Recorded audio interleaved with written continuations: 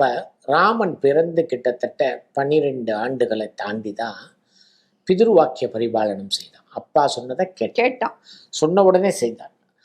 பிறந்த அன்று மாதுர் வாக்கிய பரிபாலனம் செய்தவன் கிருஷ்ணன். இதை நம்ம புரிஞ்சுக்கணும். எப்படி 4 கையோட பிறந்து சங்கு சக்கர கதாயுத பாணியாக பிறந்து தேவகி கேட்டுண்டாங்கிறதுக்காக சாதாரண குழந்தையா மாறினதோடு மட்டுமல்ல, அப்பா கம்சனால உனக்கு எந்த ஆபத்தும் வந்துடக்கூடாது, நீ கோகுலத்துக்கு போய் ஒளிந்து வளரணும்னு சொல்றான். யசோதை சொல்றா நீ ஒளிஞ்சுக்கோன்ட்டு.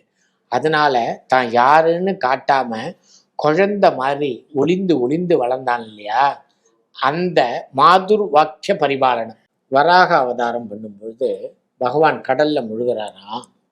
அவருடைய ஒரு ரோமத்தை கூட அந்த கடல் தண்ணியால நினைக்க முடியல, அவ்வளவு பெரிய ரோமம், கடல் சின்னதா போயிடுது. ஆனா கிருஷ்ணாவதாரத்துல ஒரு சொம்பு ஜலத்துல கிருஷ்ணனை முழுசும் குளிப்பாட்டிடுறா யசோதை. அதுதான் அவன் செய்யக்கூடிய மாயம். அவன் யாருக்கு கட்டுப்படுவான்னா பக்தி இருக்கிறவாளுக்கு கட்டுப்படுவான்.